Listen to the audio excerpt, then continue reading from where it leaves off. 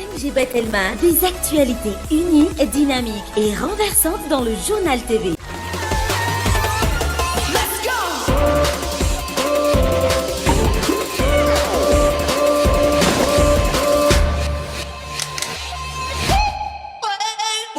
Vous présente Nivavo. Ina, plus raffinée que jamais. Ita, huilerie industrielle de Tamata, visajam Telsuruarivo. vous présente Nivavo. Lafarina ara-pahasalaman, tsara kalitao, azo ampiasaina amina andro rehetra. Les minoteries de l'océan Indien. Manolotra anao ny vaovao. brillant ou mat de toute dimension. Laissez-vous séduire. Batimax, la qualité au meilleur prix. Vous présente Nivavo.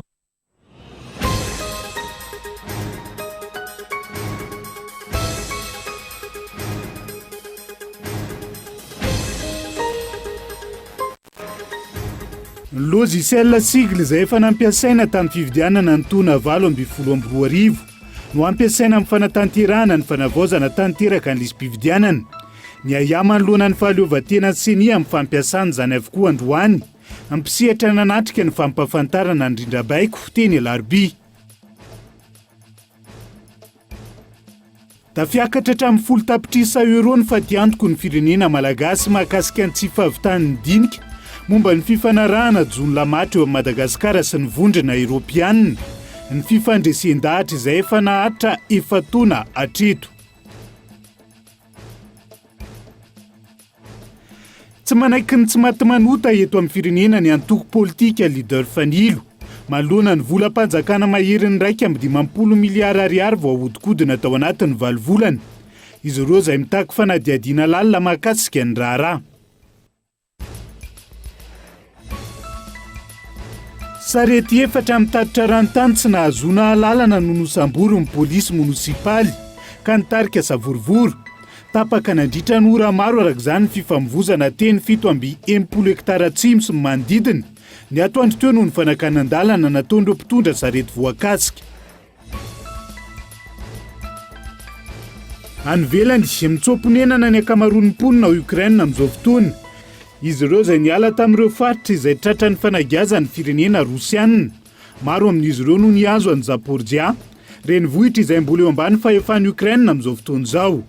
Ny antsiprian'izay.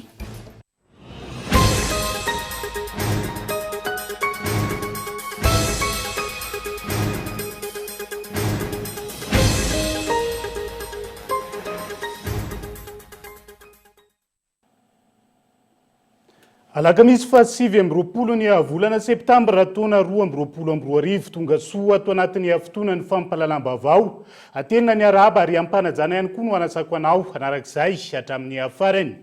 Avy hatrany dia mahakasika ny fiomanana amin'ny fividianana ny taona 2022 no isantarantsika ny fampahalalam-baovao amin'ity ala ity. Tapaka tetsy amin'ny foibe ny senia alarobia fa ny logiciel sigle izay efa nampiasaina tamin'ny fividianana. Ny taona 2022 no ampiasaina amin'ny fanatanterahana ny fanavaozana tanteraka ny lisym-pividianana izay atomboka ny sabotsy ho avy izao nanatrika ity fanolorana ofisialy ity. Ny ankamaroan'ireo atoko politika sy ny firaisamonim-pirenena izay manara-maso ny fividianana eto amintsika. Ny rehetra izay samy ny ayama ny loana ny fahaleovan-tena senia amin'ny fikirakirana ny lisym-pividianana. Taorian ny fankakevitra izay notanterahana ny fa 9 ny volana septambra lasa teo. Tsy nisy ny fiovana tamin'ny logiciel izay ho ampiasaina raha ny hita. Isan'ny fangatahany maro nandritra ity fanolorana logiciel ity ny fanaovana ny audit. Ho tanterahina indromy antaona izany raha ny nambaran'ny filohan'ny senia. Ny audit ny logiciel moa zany mandeha indromy antaona. Mialohan'ny famaranana vonjimaika dia isy ny audit izay atao. Dia mialohan'ny famaranana tanteraka koa zany ny lisitry ny mpifidy, vokatry ity fanavaozana tanteraka ny lisitry ny mpifidy dia isy ihany koa ny fitsirena audit izay atao. Mikasika ity logiciel ity, ireo agent recenseur no ampiasa ny tablety ka ampita izany ao amin'ny logiciel. Miisa 5,000 ihany koa ireo tablety andrakofana ireo mpifidy manerana ny nosy. Akoatra ny famatsiana izay omen'ny fanjakana amin'ny fikirakirana ny fifidianana, isan'ny mandray anjara amin'ny famatsiam-bola amin'ny fifidianana ireo vondrona iraisam-pirenena samihafa. Tsy ampiatrana nefa ny hoenti-manana ka miteraka ny tsy fahampiana na ara-pitaovana na ara-teknika hoy ny CENI. Izany kazy tsotsotra natao teny dia nitotona tamin'io 5 000 tablety io. Fa raha ny idéal raha teneninao zay tsy afenao koa zany fa eo ihany koa ny resaka atao ivola aleo dia tsonona le resaka misy an'izay ihany eo le approche par objectif dia mety hoe eo ihany koa zany zay resaka souci budgétaire zay. Isan'ny andray anjara ary ho raisina ao anatin'ny lisitry ny mpifidy ireo gadra mbola tsy nahazo ny didy raikitra raha ny fanazavany ny filohan'ny CENI. Nilaza ihany koa ity farany fa efa maro ireo ezaka natao anatsarana ny fanavaozana ny listim-pifidianana tanteraka. Tsy izay no hita raha ity logiciel natolotra androany ity no jerena. Andaniny efa nahitana ireo lesoka tamin'ny fifidianana ny taona 2024 ka nahitana ireo doublon maro ity logiciel ity. Ankilany, tsy masana ny Madagasikara iray manontolo ny fampiasana ireo tablety ampiasain'ny agent recenseur ireo. Ahina araka izany ny fisian'ny tandrevaka any amin'ny faritra hafa izay mety isehon'ny trangana doublon indray. Fa tsy manaraka ny alalana amin'ny finy fividianana ny fanendrena sy ny andraikitra sahan'ireo agent recenseur izay anatanteraka ny fanavaozana, tanteraka ny listim-pividianana amin'izao fotoana hoy ny birao politika ny antoko malagasy miara-miainga. Ireo agent recenseur izay tompony andraikitra voalohany amin'ny fanatanterahana ny listim-pividianana. Lazankilany teo anivony CENI tamin'ity androan'ity fa noho ny amena amin'ny zavamisy no tsy maintsy andraisana azy ireo fitinokolona. Tsy misoratra ao amin'ny lalam-pifidianana izay tamin'ny taona 2024, larana 2024 tsipika aotraotra 7, ny fisian'ireo agent recenseur izay miandraikitra ny fitetezana ny tokantrano amin'ny fanavaozana ny listim-pifidianana. Ireo mpikambana ao amin'ny comité local de recensement no manana fahefana amin'izany raha io lalana io no jerena. Mampanaraka izany ny andian-dalàna mikasika ny andraikitra ireo agent recenseur ireo. Namoaka moa ianareo noty numéro 1014/22 zay manazava ny fomba fiasan'ilay agent recenseur. Aminay misy zavatra tsy mifandray kely amin'ny famakiana azy amin'ny lalàna mahakasika ny fifidianana izy io satria araka ny tenentsika teo tokony ny comité local de recensement no manatanteraka an'ilay recensement.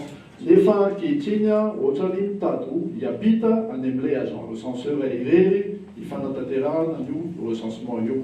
Ka satria dia tsy havanana dia mangataka izahay mba hisina fanontsinana mahakasika ny andraikitsy agent recenseur eo sy mba ahafahan'ny comité local de recensement mifetanteraka ny fanatanterahana ny asan'ilay agent recenseur io. Raha ny fantatra, ny naoty izay navoakan'ireo didim-pitondrana laharana 2024, tsipika 7,900 tamin'ny 12 Mey 2024, mikasika ny Eurofond no mamaritra ny andraikitr'ireo agent recenseur eo ambany ny CRLE. Ny ank'izany tsy fanaran-dalàna izany ny CENI androany. Araka ny tenenina teo hoe be le asa atao ty Eurofond ity. Tsy mitovy amin'ny révision année des listes électorales. Tamin'io zany nasely ireo fotsiny mavita amin'ilay asa rehetrarehetra.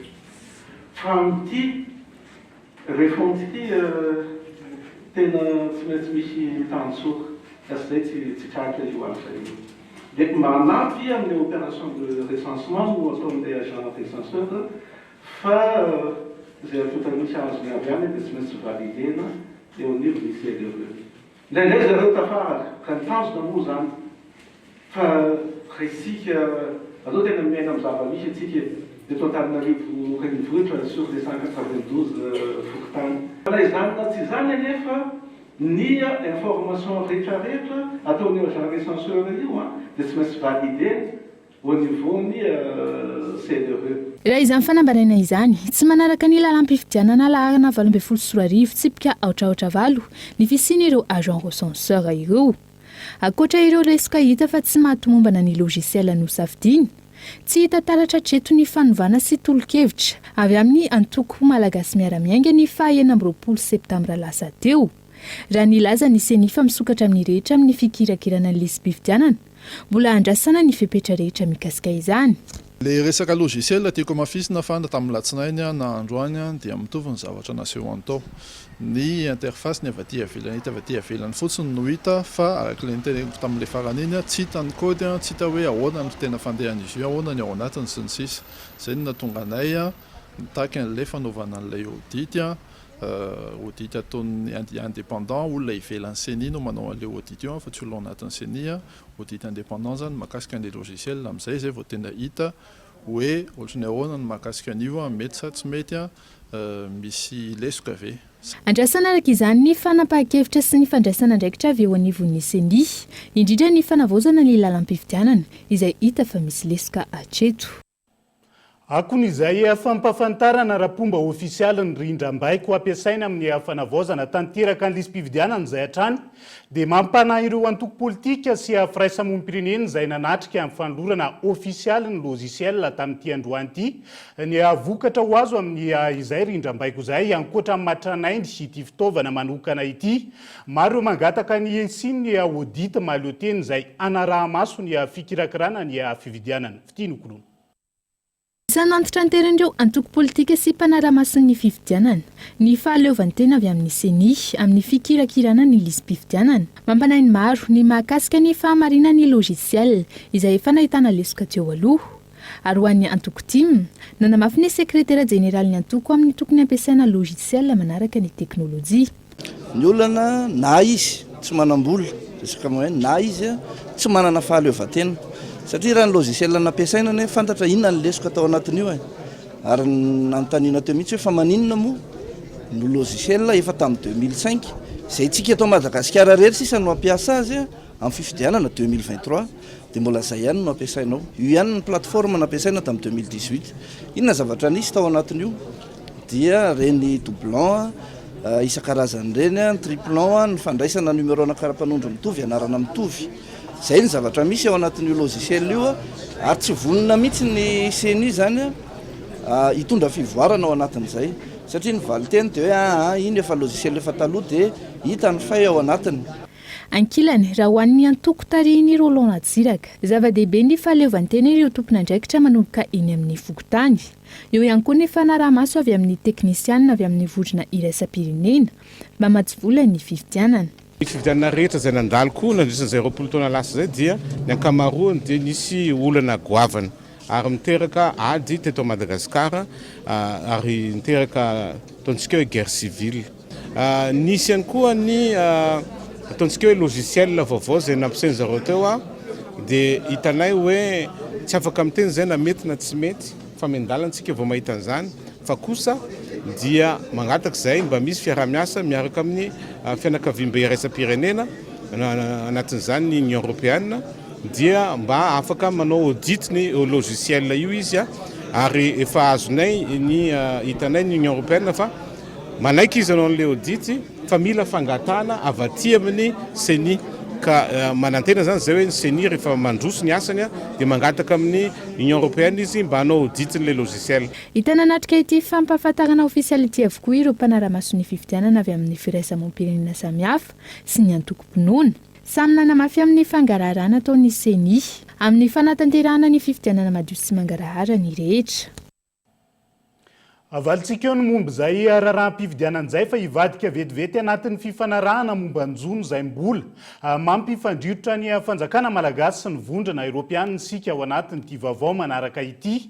Mbola mitony dinika sy ny adivaritra mahakasika ny fifanarahana jono lamatra ataon'ny vondrana Europiana sy Madagasikara amin'izao fotoana izao. Dinika sy adivaritra izay efa naharitra efa taona ary niteraka fatiantoka 7 hatramin'ny 10 tapitrisa euro ho an'ny firenena malagasy hatreto Gaeton Andriatsilavo. Taorian'ny dinika sy ny adivaritra naharitra 4 taona iroso amin'ny fanasoniavana ny fifanarahana vaovao mahakasika ny jono lamatra i Madagasikara sy ny vondrona Europeana.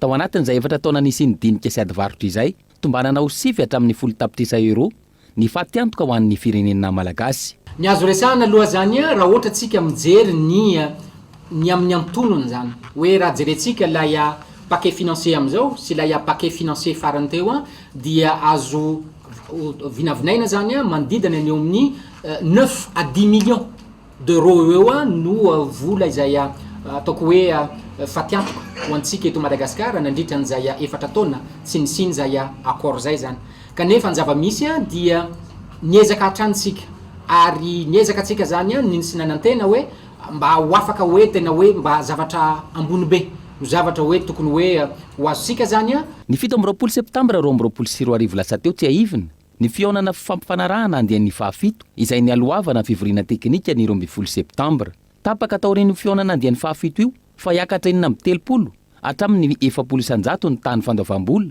ataony vondrona Europeanina amin'ny Madagasikara amin'ny jolonamatra ataony ho tafiakatra mihoatra ny 20 sy 200 euro ny vidy fanarahana amin'ny 2 tonina amin'ny lamatra raha toka 270 euro zany teo aloha miena ho 520 hatramin'ny 300 nisan'ny sambo Europeanina ho afaka manjono amin'ny faridranomasina malagasy ao anatiny 4 taona ary noferana ho 4 sy ray alina taona no azon'izy ireo jonoina eto amintsika isan-taona tsy mifarana atreo mbola mandeha ny ady varotra sy ny dinika mialohan'ny fionana mivantana amin'ny 2 tonta ny 15 oktobra ho avy izao satria mandeha ilay négociation mahakasika an'ilay pêche accessoire mbola mandeha ilay négociation mahakasika an'ilay marin mbola mandeha ilay négociation mahakasika an'ilay observateur à bord mbola mandeha négociation mahakasika an'ilay taxe environnementale zay le mahatonga atsika zany miteny hoe mbola hiakatra io 220 am'izao io zany mbola hiakatra io aoriho ny fionana amin'ny 15 oktobra io araka izany no fantatra ny fanarahana rehetra mahakasika ny jony lamatra ataon'ny vondrona Europeanina eto Madagasikara raha tsy aivina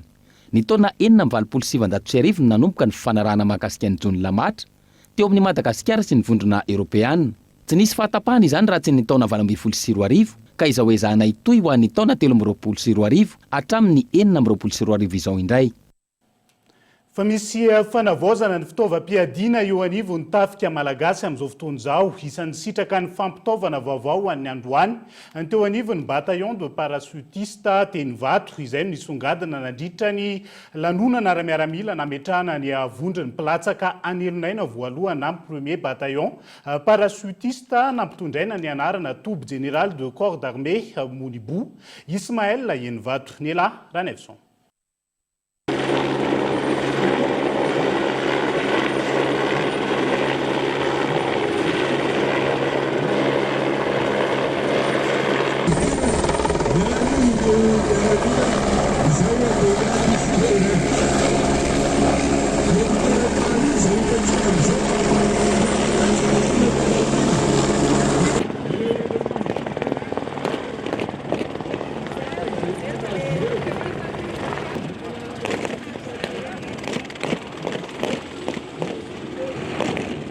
Sitraka fampitaovana vaovao ny teo anivon'ny tafika malagasy izay efa natomboky ny fitondram-panjakana hatramin'ny taona 2024 ka nandritra ny lanonana ara-miaramila androany teny amin'ny bataillon de parachutiste teny vato no nanolorany flo andra joelona ireo fitaovam-piadiana sy basy hoentina ampandriana fahalemana manavoatsika ny fitaovam-piadiana ao ny fizikaso sy ny fizikation militaire automatique sy maro isan-karazany izay nomena ihany koa sy atao kampanavaozana amin'ny fitaovana izay tokony ataontsika ary ampiantsika izao ataontsika androany akoatra izay nambaran'ny filoha nandritra ny lateniny fa ho tonga afaka rovolana ny angidy-by avidin'ny fanjakana ho an'ny tafika malagasy ka omaly no nataony fifanaovan-tsonihy amin'ny fividianana izany ho ny filoha atraniny amin'ny farany ty taona tsika dia mbola azo hélicoptère anankiray zay lafatra tokoa atao hoe H130 avy amin'ny Airbus izay afahantsika mitondra maratra, afahantsika mitondra olona maro, afahantsika mamono afo raha ohatra ka misy ny doro-tanety sy ny sisa izay ampiasaina ihany koa amin'ny zavatra sasany raha misy ny ilanan'izany eto anivony tany sy ny fanjakana. Manoloana ny herisetra mahazo ireo zazavarira amin'izao misy nisy atoromarika amin'ny fanamafisana ny fiarovana ireo zazavarira raha ny fanazavana. Tatrareo fa efa maro ireo olona voasambotra amin'izany maro rehefa nalefa any amponja ary ny gendarmerie pirenena dia miara-miasa amin'ireo ONG miara-miasa amin'ny PNUD mijery ny atao hoe fampianarana ny olona koa ny sensibilisation mikasika ny fiarovana an'ireny zazavarira ireny. Andremo zazavarira dia olombelona malagasy mitovy antsika tokony arivo antsika samysika izy reny zanakitsika rahalahntsika anabavintsika ray aman-drenitsika tsika tsy mandavakavaka ara-bolokotitra ary miaina anatin'ny fianakaviana anatin'ny fifankatiavana ary tokony malagasy rehetrarehetra dia mahatsiaro tena ary mampatsiaro manodidina azy fa ny varira dia olombelona mitovy amintsika rehetrarehetra zao. Napetraka tamin'ny fomba ofisialy androany 7 septambra 2024 ny vondron'ny platsaka anelonaina voalohany na ny premier bataillon parachutiste izay mitondra ny anarana hoe Toby Général de Corps d'Armée Monibo Ismaël Enivato. Nosafidiana manokana ny anarany Général Ismaël Monibo noho izy lehibe ny vondrona platsaka anelonaina voalohany ary miavaka manokana amin'ny fomba fiasa izay ananany. Tafiditra indrindra ao anatin'ny fanitsin-drafitra izao fametrahana ny premier bataillon parachutiste izao izay misolo ny première revie teo aloha. Ny vondron'ny platsaka anelonaina no miantsoraka ny adidy fiarovana ny tanindrazana na ny défense opérationnelle du territoire sy ny fampandriana fahalemana na antanan-dehibe na any ambanivohitra.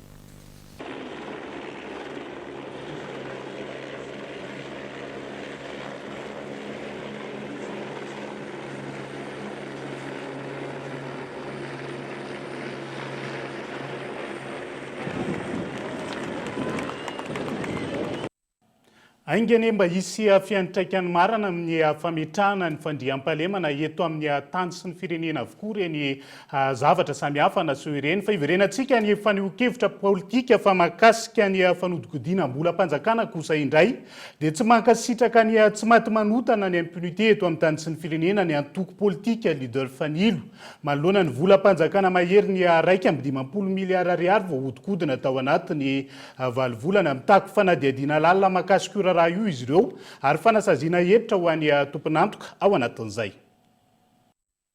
Tsy manaiky ny fisian'ny tsy maty manotana ny impunité eto amin'ny firenena ny antoko politika leader Fanilo.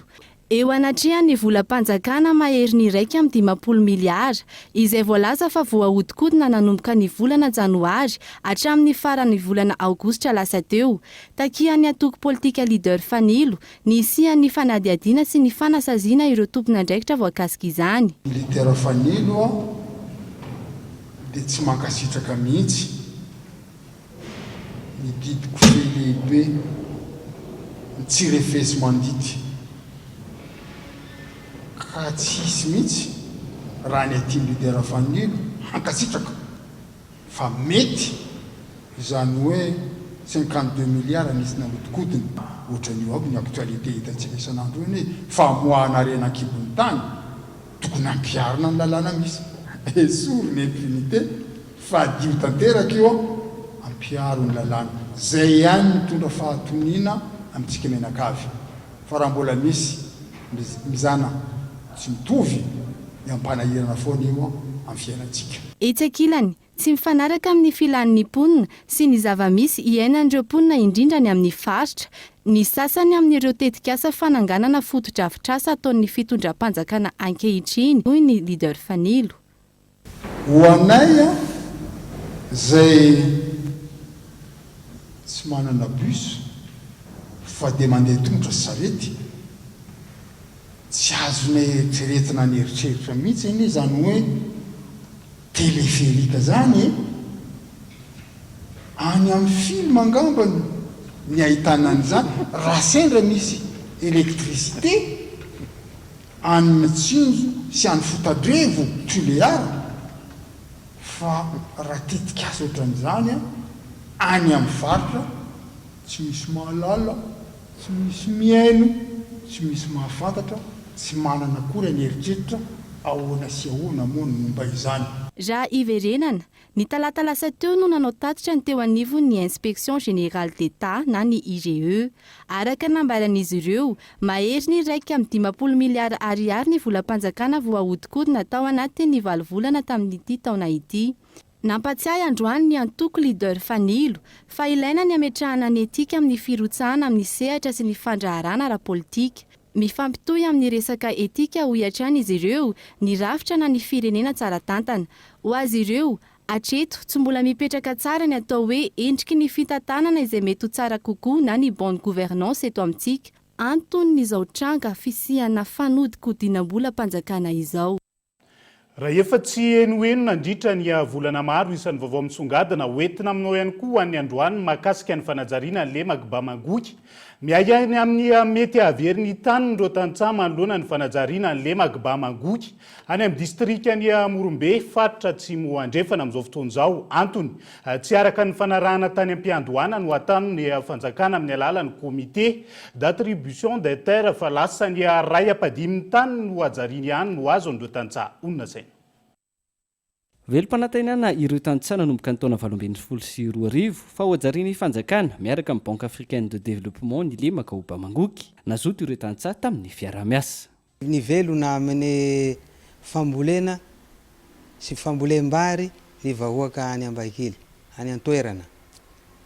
Noho izany faly tokoa ny vahoaka tamin'ny voalohany raha tonga ny bady fa hoe hanao ny fanajariana ka raha natao ny resaka dia raha manana tany 5 hectara 10 hectara dia anasorana 10 isanjatony zany hoe eo amin'ny 520 isanjato zany raha foezina ny kajikajy no tokony ho alain'ny fanjakana.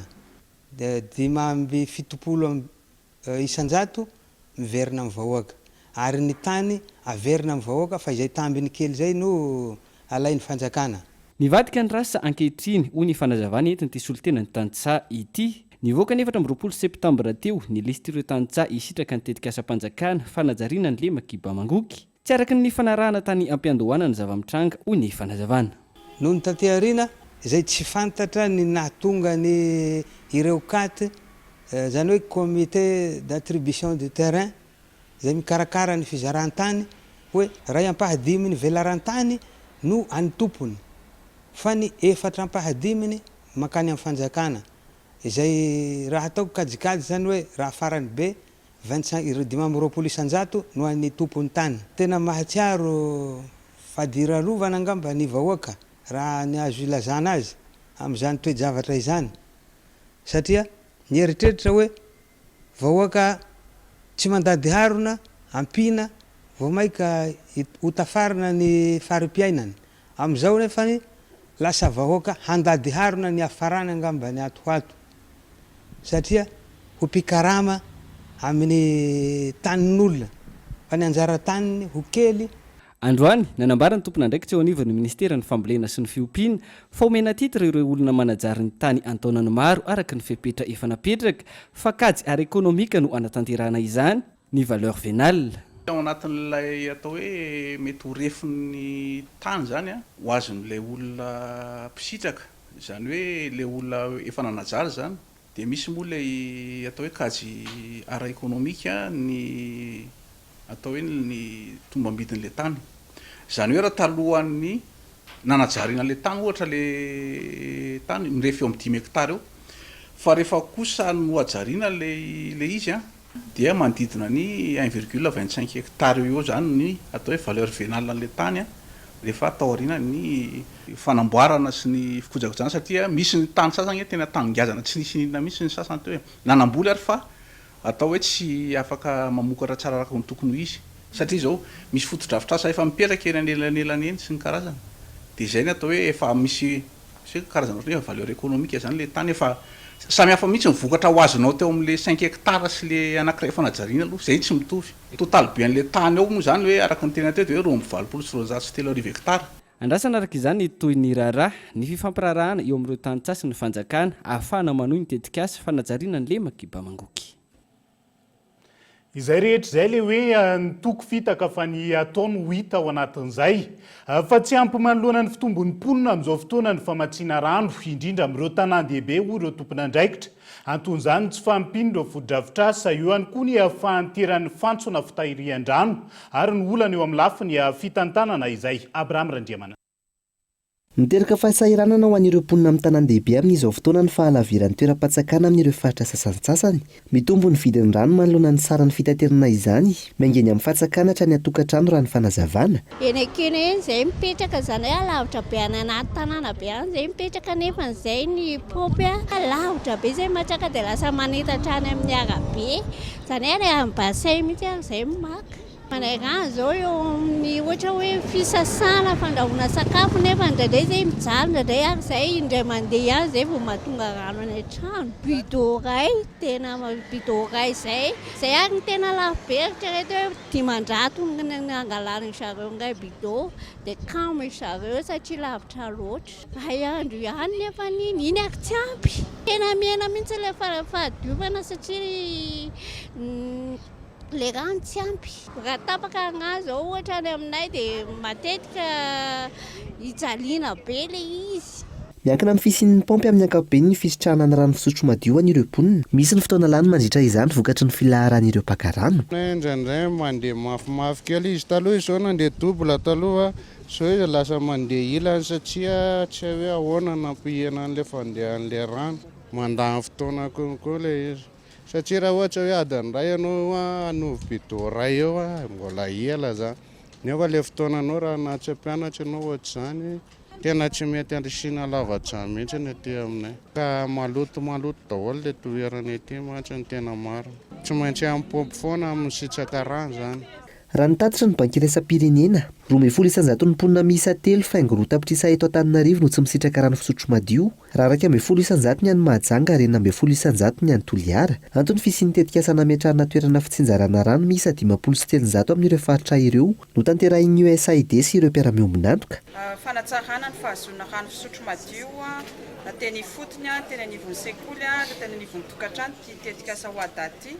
Izany moa fanamafisana fahaiza-manao sy fiaramiasa amin'ny JIRAMA izay miantoka famatsiana ny rano dia nampiarahana izany ireny mba hampaharitra ny zavatra nataontsika. Ho fiomanana amin'ny fahatongavan'ny vanim-potoana ny haitany, isy ny fametrahana paompin-drano amin'ny alalan'ny fandavahana amin'ny faritra valo manirina Nosy, raha nitapaka nandritra ny filan-kevitry ny minisitra Omaly. Hatreto, raha nitatitra ny voaka ny taona 2024, 720 ny mponina no misitraka ny rano fisotro madio eto Madagasikara. Ankoatra izay, ny farina Omaly ihany koa ny atrikasa hanatsarana ny fitantanana ny rano eto Madagasikara, izay niarahany mahasoivon'ny Etazonia sy ny tompon'andraikitra isanjokajiny. Nisy nandritra izany ny fifanakalozana ara-teknika, ho vamin-tombona traikefa mikasika ny fifehezana ny rano. Lafim-baovao hafa kosa indray dia hanampy ireo mpianatra maniry hanohy fianarana ny frantsa ny PEF na ny parcours études en France. Misokatra ho an'ny rehetra manana ny diplôma baccalauréat ihany koa ireo manana diplôma licence no miakatra ty anatevina ny fahalalany any Frantsa ny fifananana hidirana hoy ny tompon'andraikitra teo anivon'ny PEF. Misy ny varavarana misokatra nanomboka androany ary torampitso eny amin'ny Louvre Antaninarenina. Ho an'ny Rosaline andrato fianarana ny Frantsa miaraka amin'ny PEF fanampanazavana. Miara-miasa amina groupe d'université anankiroa zahay ao France dia ny groupe masiny Omnes Éducation. Izany hoe université française fa tsy université gasy dia diplôme français fa tsy diplôme gasy. Option anankiroa azo hisafidianana atao amin'ny PEF dia ny option voalohany le ho an'ny olona aka licence zany dia misy an'le ataonay hoe 2+1 izany hoe 2 ans à Madagascar, 1 an en France. Manao première année sy deuxième année en PEF zany le mpianatra dia ny troisième année makany amin'le université partenaire dia ho an'ny olona aka master indray dia le 1+1 zany hoe 1 an à Madagascar, 1 an en France, manao 4e année en PEF dia manao 5e année any amin'le université partenaire. Dia ny option faharoa le ataonay hoe départ direct. Ny départ direct indray tsy te hanao an'le 2 ans na 1 an à Madagascar intsony zany le mpianatra fa avy hatrany dia te handeha dia amin'izay fotoan'izay accompagnement ny ataonay ato amin'ny PEF. Accompagnena zany le mpianatra manomboka amin'ny orientation ka hatrany amin'ny obtention du visa. Manao offre promotionnelle be zahay zany zao moins 50% ny droit de test, moins 50% droit d'inscription dia manao économie ana 2 millions d'ariary be zao ianao amin'ny frais de scolarité. Dia ho an'ny université partenaire ihany koa dia manao offre tena spéciale be zareo ho an'ny mpianatra PEF, misy jusqu'à moins 30% ny frais de scolarité en université partenaire. Ny test zany efa nisokatra tamin'ny 1er août dia mbola mitohy hatramin'izao isaky ny lundi sy ny jeudi zay no mampanao an'le test dia afaka misoratra anarana aty amin'ny salon zany na afaka mandeha makany amin'ny birao any amin'ny Cap 3000 Andraharo, bâtiment 2 deuxième étage misy anay. Hatramin'ny farany volana octobre zany mampanao an'le test foana zahay.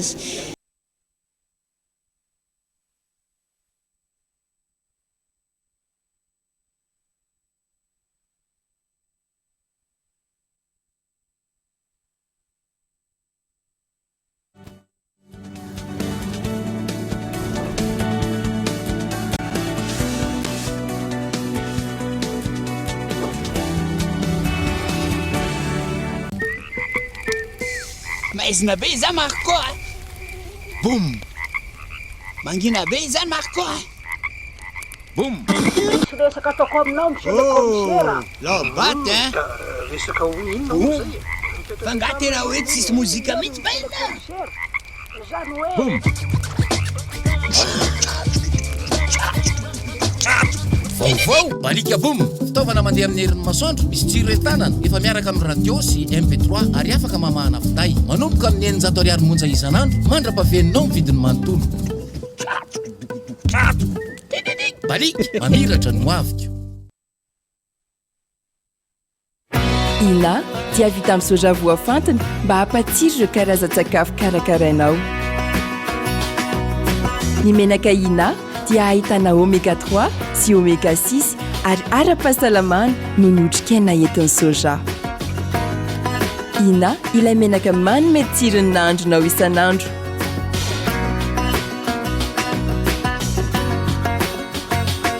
ina plus raffiné que jamais ita huilerie industrielle de Tamatave misy hatramin'ny 3 sy 4 arivo. En septembre chez Batimax, découvrez des milliers de carreaux qui piquent les cœurs. Moins 15% sur tous les modèles. Effet parquet, marbré, effet pierre, brillant ou mat de toutes dimensions. Laissez-vous séduire. Batimax, la qualité au meilleur prix.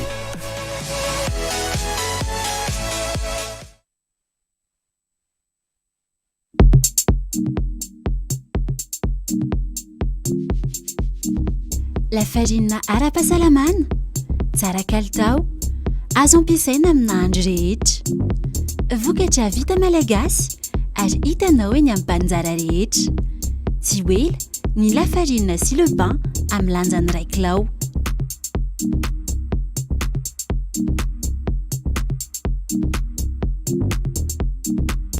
Les minoteries de l'océan Indien. Vita malagasy.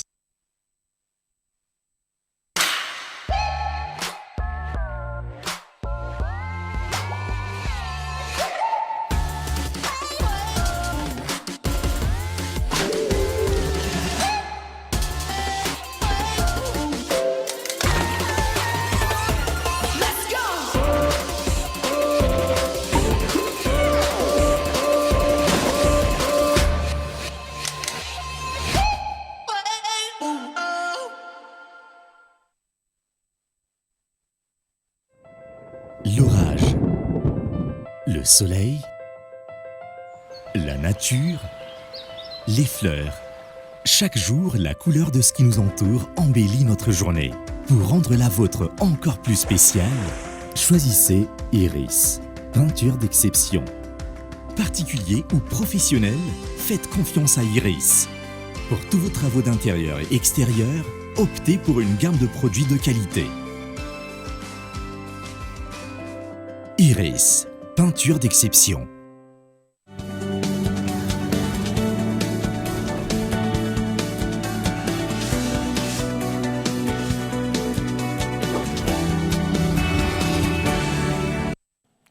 fa ialana tsiny kely no ny olana ara-teknika tamin'ny fampidirana ny dokana rahantsika teo tonga to anatin'ny tapany faharoa amin'ny fampahalalam-baovao isika zao anokafana izany dia lanja sora-baveto omaly fahavalo amby 20 septambra ireo mpikambana teo anivon'ny Transparency International fanairina ny tompon'andraikitra isana ambaratonga ho fampandaniana ny tolo-dalàna mahakasika ny zo isitraka vaovao maro lafo mitanjona ao anatin'izay hetsika izay tafiditra tao anatin'ny fankalazana ny andro maneran-tany ho an'ny zo isitraka vaovao na journée mondiale du droit à l'accès à l'information.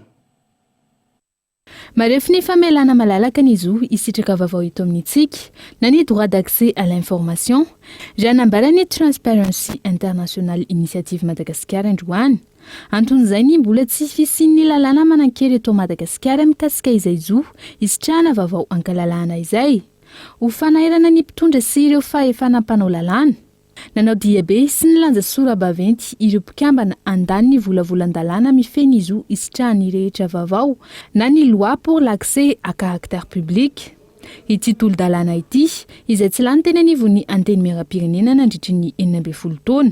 Fa 12 taona zany isika malagasy ny andro ny fampandaniana an'ilay lalàna mifandraika amin'izay. Rehefa tsy misy nefa io lalàna io dia fataro fa tsy misy koa ny atao hoe mangarahara. Raha tsy misy mangarahara dia varavarana misokatra ho an'ny kolikoly sy ny zavatra rehetra izay. Le hoe loi pour l'accès à l'information à caractère public mantsy tsy mijanona eo amin'ny hoe fisitrahana vaovao tsotra fotsiny hoe vaovao amin'ny ianao manjery fa vaovao mikasika ny fitantanan-draharaha-mpanjakana izay ilay zava-dehibe anatin'ilay izy. Amin'izao fotoana izao mbola azohan'ny zareo mandahy satria tsy misy lalàna manery andry zareo hanome antsika an'izany karazam-baovao izany dia izay indrindra ilay izy hoe inona ary ilay zavatra hafenina ao anatin'ilay fitantanana ny raharaha-mpanjakana. Araka izany, marefo ny fampanjakana ny demokrasia eto amintsika noho ny tsy fisian'io lalàna io raha ny fanazavana hatrany. Izy io dia mbola etrareo efa misy le volavolan-dalàna hoe efa ela be nefa nikarakarana ary izay mbola hatramin'izao moa zay ao amin'ny transparence internationale Madagascar dia mbola hoe miady foana hoe mba hivoahan'le loi sur l'accès à l'information iny mbola sarotra ohatrany hoe mbola sarotra be le izy satria mbola raha araka ny fiteny olona tsy fantatro ny fitsapinareo gazety hoe rehefa mandeha birao ianareo mety fitsapinareo hoe rehefa mandeha birao ianareo tonga dia azonareo daholo vaovao indraindray izy hoe indraindray mety hoe tsy fananina fa hoe mbola sarotra be le izy hoe tsy fantatra hoe indraindray izy tsy fantatro ny latonina dia manao hoe misy ohatrany hoe manilakilaka. Tsy ahivina anomboka ny tapaky ny volana oktobra ho avy izao ny fandaniana sy ny fandiniana ireo volavolan-dalàna eny anivon'ny anteny miera. Manana anjara toerana lehibe eo amin'ny fampandrosoana ny demokrasia ty volavolan-dalàna mifeny izy io isitrahany rehetra vaovao ity ho ny Transparency International Initiative Madagascar. Fa iompana amin'ny fitantanana ny harem-pirenena sy ny olana ara-tsosialy izay mampikaikaika ny amponina amin'izao fotoana ny ady hevitra ao anatin'ny fandarana ankitsipora ampitso ao arian'ny fampahalalam-baovao amin'ny fiteny malagasy ho vahiny anatin'izay Christophe Tsiliva Didio solombavam-bahoaka ny Morondava sy Ratsetson Zonzaka izay pahy-toekarena handeha rahantsika ny sombon'izay. Faramola fitondram-panjakana manano programa hoe amorona asa dia efa zava-dehibe aloha zay fa indrindraindrindra ianao mijery io zany satria ny fitondram-panjakana koa mila tonga saina atsika tsy ny fitondram-panjakana mihitsy no tena hampiditra sotra ny ambavantsika any dia tonga dia conscientiseko ohatran'izay ny vahoaka tsirairay malagasy mihitsy fa satria ny fiainana tompoka dia lanja miakatra io ary ny korbe io dia hiakatra foana maneran-tany naiza naiza atsika fa ny système no tokony hoatsaraina zany ka ny fahefa mividitsika zany dia arakaraky ny effort ny sambatan'olona foana io tompoka lazy tompoka avy fa ny fitondram-panjakana dia manamora an'izay zavatra zay ka be da be ny hevitra tsara io teo zay aroso foana théoriquement fa rehefa eo fanatanterahana azy zany rehefa jerena ny enjeu rehetrarehetra mitondra firenenao eo amin'izay zany misy contrainte ho an'izay olona ataontsika hoe mpandraharaha izy raha mandraharaha izy dia mitovitovy amin'izay ihany be da be ny zavatra jerena rehefa mitondra firenena zany. Tsika ke terre rare reo produit rare tsika ny tokony mampifilafila rehefa izy hiaraka hiasa amintsika izy dia zay vidio ny atsasany le atsasany iny afahantsika miasa dia mifanaraka tsy misy mivoaka eto raha tsy efa produit fini transformé nickel io cobalt nickel io nge anisan'ny composant voalohany amin'ny fanaovana batterie na tôbile ny Europe ray manontolo ny États-Unis efa miteny fa 2030 tsy mahazo tsisy tôbile mivoaka ntsony afa-tsy amina batterie électrique raha atsika zany mahay mifehy ny cobalt nickel nefa nio mivoaka fotsiny eto amintsika tokony tsy mivoaka io raha tsy mivadika inona moa mivadika produit fini zany hoe batterie ny tokony mivoaka eto Madagasikara io harem-pirenena io ny famezana an'io dia tsy misy afa-tsy volonté politique sitrapo raha fanjakana hoe tena anao marina ve izy hiady marina ve izy ny harem-pirenena sa avela mibamba angono zao foana le izy satria rehefa mivoaka ny harem-pirenena averiko indray tsisy solony ntsony iny fa very tanteraka. ampahamy amin'ny fandarina ankitspo ihany zay fa raha mipitso ao arian'ny fampahalalam-baovao amin'ny fiteny malagasy no hanarahantsika azy manontolo fa ho an'ny androany aloha dia nisokatra tamin'ny fomba ofisialy teny amin'ny CCI Vato ny andiany fahatelo amby folo amin'ny salon de l'auto 2022 hetsika natao ho anomezan-danja ny sehatry ny fiara eto Madagasikara. Misy mandritra izany ny fampiratiana sy ny lalao maro izay arahana amin'ny Telma Madagasikara. Abraham Randriamana. Taorian'ny fandalovana sy ny fipaharian'ny vanin'aretina Covid-19, niverina nanomboka androany ny fanatanterahana ny salon de l'auto andian'ny fahatelo amby folo eny amin'ny CCI Vato. Natao izany hanarenana ny sehatry ny fiara izay manana anjara toerana eo amin'ny toe-karena sy ny fitaterana eto Madagasikara. Misy mandritra izany hetsika fampiratiana ireo fiara hita eto Madagasikara, toy ihany koa ireo fiara vaovao manaraka ny fenitra sy ny fivoarana ara-teknôlôjia. Je pense qu'il y a un événement majeur. Zava-dehibe tokoa ny fisian'ny hetsika toy izao. Hitantsika fa nandalo fahasarotana ny firenena nandritra ny 3 taona noho ny valanaretina. Tanjona ho an'ity salon ity ny hanamafy orina indray ny sehatry ny fiara. Mandeha miandalana amin'izao fotoana ny fanarenana taorian'ny Covid-19. Azo lazaina fa mifandanja amin'ny isan'ny mponina ary malalaka hatreto ny varotra fiara vaovao izay ahitana fiara 503,000 ho an'ny mponina miisa 720 tapitrisa. Pour 28 millions d'habitants. Manomboka miarina tsikelikely ankehitriny ny sehatry ny varotra fiara vaovao, miombana kokoa amin'ireo karazana pick-up ankehitriny ny safidin'ireo mpanjifa izay mahatratra 570 eo amin'ny tsena. Miezaka izahay mampiditra ireo fiara vaovao mifanaraka amin'ny zava-misy eto an-toerana. Voalohany mifanaraka amin'ny lalana sy ny fivezivezena eto Madagasikara. Mifanaraka ihany koa amin'ny solika misy eto an-toerana izay tena zava-dehibe. Garantie constructeur. Mahatratra 700 tapitrisa ariary ny fiara lafo indrindra tazana amin'ity salon de l'auto andian'ny fahatelo amby folo ity. Mampiavaka ny hetsika amin'ity taona ity ny lalao fisarihana karakarain'ny Telma. Ilay lalao SMS lehibe izay karakarain'ny Telma moa zany dia tsara vitana valo be izao no ho voasarika amin'ny faran'ny salon de l'auto zany hoe amin'ny 2 octobre 2022 amin'ny 9 ariva ny fisarihana ety amin'ny CCI Vato ihany. Ny loka voalohany moa amin'izany dia fiara vaovao be iray izay mbola ataontsika surprise mandra-pahatonga n'ilay andron'ny fisarihana. Ny loka faharoa dia véhicule à 2 roues, ny loka fahatelo dia smartphone haut de gamme ary ny ambony koa dia ho fantaritsika ety an-toerana ihany amin'ny andron'ny fisarihana. Hitoetra amin'ny lahady faharoa ny volana oktobra ho avy izao ny fanatanterahana ny salon de l'auto 2022. Hetsika momba ny fiarakodia izay fa ity indray ny momba ny sakafo izay samy manana ny antitra ho azy avokoa zany ao anatin'io.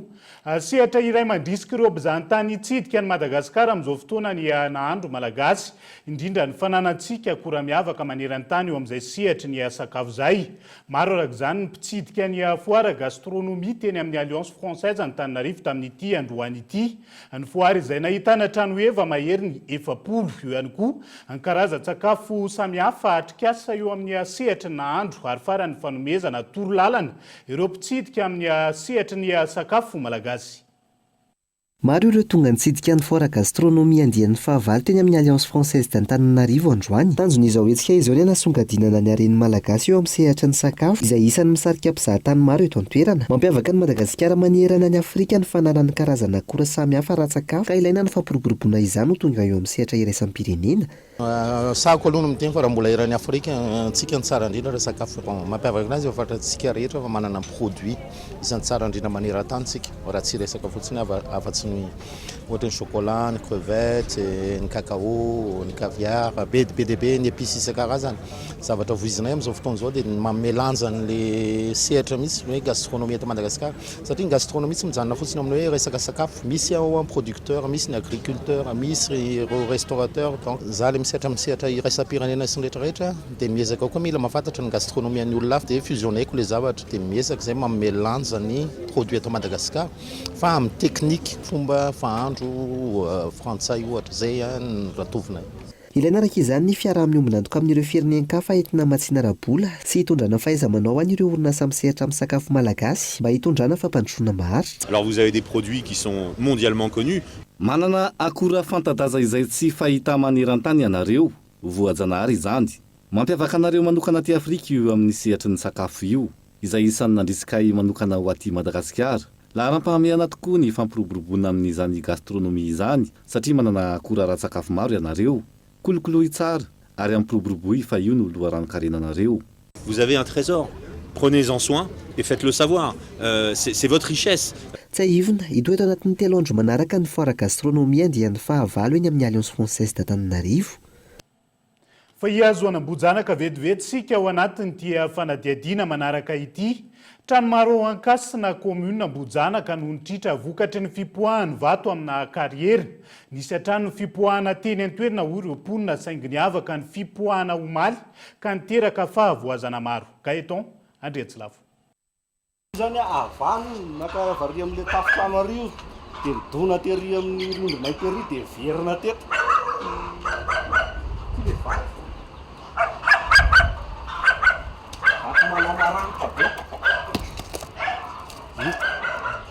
eto ankasina commune Ambohijanaka no misy ity kariera famakina vato anamboarana fotodrafitrasa ity nisy hatrany ny fipoahana vato hatr'izay saingy niavaka ny fipoahana omaly raha ny fanazavana any ka niteraka fahasimbana ho an'ny toeram-ponenany mponina sy ireo fotodrafitrasa hafa misy fahasimbana nateraka izany toy ny fampitehan'ny fotodrafitrasa dia teo ihany koa ny fampitehan'ny fitaovana ny fahatairana ka tsy andanina izany dia tena nanaika dia nanaika satria misy mitaiza kely misy ny hoe ao anaty fotoana fakanaina li satria eo amin'ny fanaovana siesta ozy ny fitenenana anatin'ny zavatra dia betsaka ny fahasimbana teraka le izy izay tsy hita soratra tety ivelany fa hita eny amin'ny hoe fitreran'ny rindrina fahasimbana lavadrano sy ny sisa zany anatin'izay zavatra tsy hoe voamaly akory ny vato no mipoaka fa nisy foana fipoahana vato hatramin'izay fa omaly zany ohatran'ny nahery mihoatra noho ny zavatra nisy zany le fipoahana sy omaly simba ny rindrina ny tafo ny lavadrano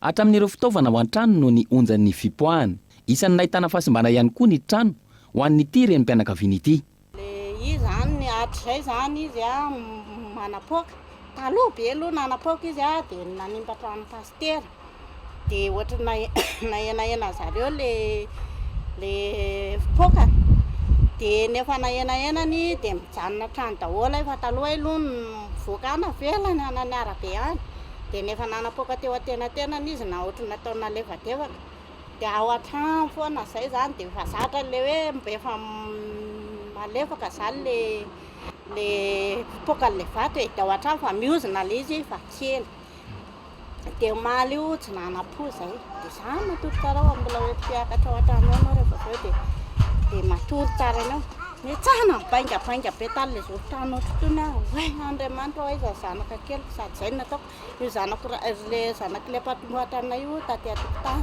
za tao ambony le zanaka kiray natory tao avaraka eto amin'ity kariera ity no akana vato goavana anatevenana ny diky manamorona ny kopa amin'izao fotoana ka mety ho antony mampahery vaika ny fanapoahana hoy ireo mponina ao ankasiny omaly ihany tonga teto amin'ity toerana ity ny solotena ny orinasa nijery ny fahavoazana ary nampananteny izy ireo fa hanarina izany araka izay tratra na izany aza tokony hijery vahaolana hafa ny orinasa hoy ny mponina tsy hitarany ny fahasimbana raha mbola misy ny fipoahana goavana tahaka izao nitranga omaly izao tsy ny fotodrafitrasa ihany fa raha olona ihany koa ny pitihany vato amin'ireny mety sarotra ihany ny zavatra amin'izao ka mila jerena ny mahakasika izay fa tapaka nandritra ny ora maro ny fifamoivoizana teny amin'ny 720 hektara atsimo ny atoandro teo noho ny fanakanan-dalana nataon'ireo mpitondra sarety mitatitra ranotany sarety efatra mitatitra ranotany tsy nahazonana lalana noho ny samborin'ny polisy munisipaly ka nitarika izay sy savorivory izay nanamafy ny be ny tanànany commune Antananarivo renivohitra androany fa tsy maintsy mitony ady amin'ny Romblé tsy manara-dalàna. Tapaka tanteraka ny fifamoivoizana teo Antotapenaka ny tolakandro teo raha ny fanazavana sarety miisa efatra mitondra ranotany tsy nahazo alalana no nosakana polisy munisipaly tsy nanaiky ireo mpitondra sarety ka niteraka savorivory ary notapahany tamin'ireo ranotany atao anatin'ny sarety ny lalana. Arina zany le ohatrany fambanana zareo le fitoerana ranotany ery apasika ery dia tsy hitany zareo le mefa misy polisy miandry ery amin'le ranotany dia tsy hitan'le mpanao ranotany le ametrahana izy dia lasa mitrainina teto amin'ny lalana teto izy dia aveo nefa tonga nefa le tsena nisy niantso nanina le camion commune dia tonga dia nariny teo le ranotany dia tonga dia netiny le sarety dia aveo verina indray izy naka le ranotany dia le vahoaka moa tezitra amin'le olona efa zao ve raha ngany mahazo le olona dia tonga dia anaovana hery tonga dia hery famiretana be ohatr' izany. Le mpitondra sarety tsy namaly fa le olona mandalo misitona hitanao le mitangorona zany dia misitona misitona fa le mpitondra sarety tsy namaly ka le olona mpandalo dia nitondra pneu dia nandory teo nitarika an'le grevy fa mpivarotra zany tsisy hidira mpivarotra teto mihitsy ilay izy. Lasa mihatsaika aty aminay zao ny tenen'ilay municipal dia mangatsaka amin'ny mpitondra fanjakana zay zany fa tsisy hidiranay ilay izy. Nambarany ben'ny tanàna ny komuna Antananarivo renivohitra tao anatiny tambanjotra serasera afa tsy maintsy hitohizana ny ady amin'ny ramblisy na ny fanotofatany tsy manara-dalàna antony ny samborana ireo sarety ireo. Ireo fanotofana tsy ara-dalàna no mahatonga ny fiakaran'ny rano rehefa vanim-potoana ny fahavaratra eto Antananarivo. Efa niverina tamin'lohan'ny fifamoivoizana teny amin'ny faritra 67 atsimo taoriany nisy fandalovana ireo polis-pirenena. Fa hiazo any Nosbe vetivetsika ao anatin'ity vaovao manaraka ity. Saron'ny zandary ireo jolampamako trano tao Nosbe mitentina 100 tapitrisa ariary ny tombam-bidin'ireo entana lasivatra tamin'izay. Trano izay matety piseho any an-toerana amin'izao fotoana hoiny teo anivon'ny zandarmaria amin'ny pirenena. Tratehaky ny zandary ao Nosbe ireo roa lahy namaky trano ny omaly alarobia. Vola mitentina 100 tapitrisa ariary sy karazana vato sarobidy maro. Izay ahitana volamena sy safira ary dia mau manodidina ny 9 tapitrisa ariary no lasibatra ireo tamin'izany. Raha ny fanazavana trany, olona manodidina eny an-toerana ihany no nahavanin-doza.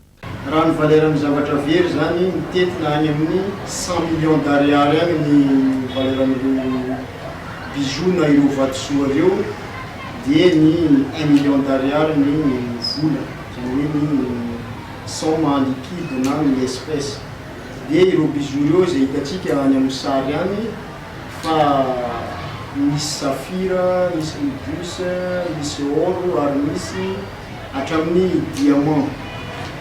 Asa mety tsy tena connaisseur angamba le mpangalatra fa rehefa mivarotra izy raha zao hitatsika zao zao le bijoux zany mietreritra zany izy fa le volamena ty zany no tena valeur ka isoriny reto vato reto. Dia apriminy dia reto no amidiny manokana amin'ny gramme. Efa nanazava ny bijoutier zany hoe tompon'ny entana, ireto vato reto no tena valeur.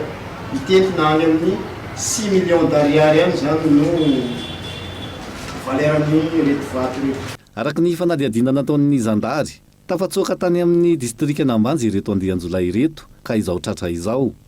Nisy ny fitsiriana ny trano fonenany ireo jiolay. Ka tamin'izany no nahitana ireo karazana vato sarobidy sisa tsy lafo. Hita tamin'izany ihany koa ny finosana zava-mahadomelona mahery vaika na héroïne 10 ary basy poleta miisa 2. Mazotra anankiray lehibe ty ravan'ny gendarmerie eto Nosbe ty satria ao amin'ireo olona reo voasambotra reo dia misy ny mpivarotra héroïne, misy ny mpamakitrano gigilay ao anatin'izay. Rehefa natao ny perquisition na fisavana ny tranon'ireo olona reo izay mbola nahitana poudre héroïne amin'ny sachet ampoule, izay mbola nahitana chargeur anankiray misy munition 20 tao anatiny 22 rifle io, dia mbola misy koa ny munition 765. Izay ny lazako fa tena tambazotra anankiray no ravany tamin'ny filaminana na ny ravany gendarmerie Nosbe. Manetana dia manetana raha misy tranga mampiahiahy aza misalasala miandro ny telefona na io 119 orange 119 tellement. Mitoy ny famotorana ireto roa lahy nahavandoza ireto ary atolotra fampanoavana tsy ho ela. Raha tsy aiviny, isan'ny mampirongatra ny tsy fandriampahalemana any amin'ny faritra Nosbe ny fahavitsihan'ireo mpitandron'ny filaminana eny an-toerana ka ilaina ny andraisan'ny fitondram-panjakana andraikitra manoloana izany. Any ivelany dia mitsoponenana ny ankamaroan'ny mponina ao Ukraine amin'izao fotoana izao. Izy ireo izay niala tamin'ireo faritra izay tratra ny fanagiazan'ny firenena Rosianina. Maro amin'izy ireo no niazo any Zaporizhia renivohitra izay mbola eo ambany fahefan'ny Ukraine amin'izao fotoana izao. Fianakaviana maro no nitsoponenana miala amin'ireo faritra izay nogiazan'ny Rosianina ankehitriny. Ireto miaramila ireto no miaramila Ukrainiana voalohany hitan'izy ireo tao anatin'ny 7 volana izay. Toy ny aina tao anaty afo be ny fiainan'izy ireo raha ny fanazavana. Mahatsiaro ho tafiala anatina fandrika ireo lehilahy Ukrainiana ireto raha niala tao amin'ny faritra misy ny Rosianina. Raha ny fanazavana ireo lehilahy Ukrainiana nitsoponenana, teren'ireo Rosianina anamafy ny tafika avokoa ireo vatan-dehilahy manomboka ny 12 taona ka hatramin'ny 5 taona. Manahy izy ireo fa na ny lehilahy mahery ny 50 taona aza tsy ho atsy ho teren'ny Rosianina anampy ny tafika hiady miaraka amin'izy ireo. mifarany eto indray ny fiarahantsika ho an'ny androany ankasitrany ianao ny safidy ny fahita lavitra kolo hatrany tao anatin'izay ora ray nitondrana ny fampalalam-bavao zay mbola maro mifandarina hoentina aminao amin'ity ala ity ka hanasananao hatrany tsy saraka aminay veloma ho amin'ny rapitso indray ary tomboky lahy sy tomboky vavy.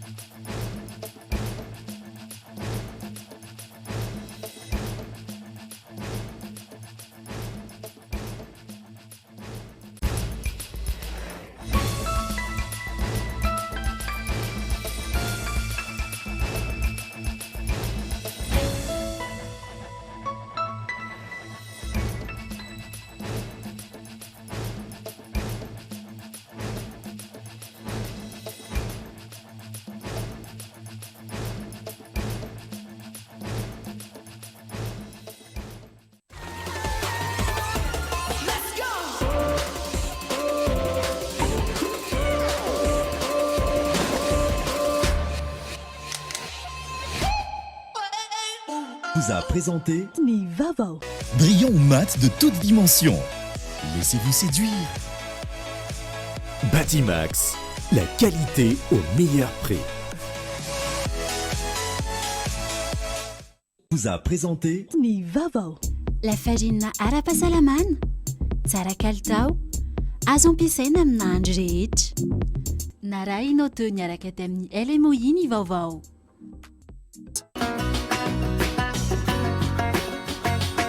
INA, plus raffiné que jamais.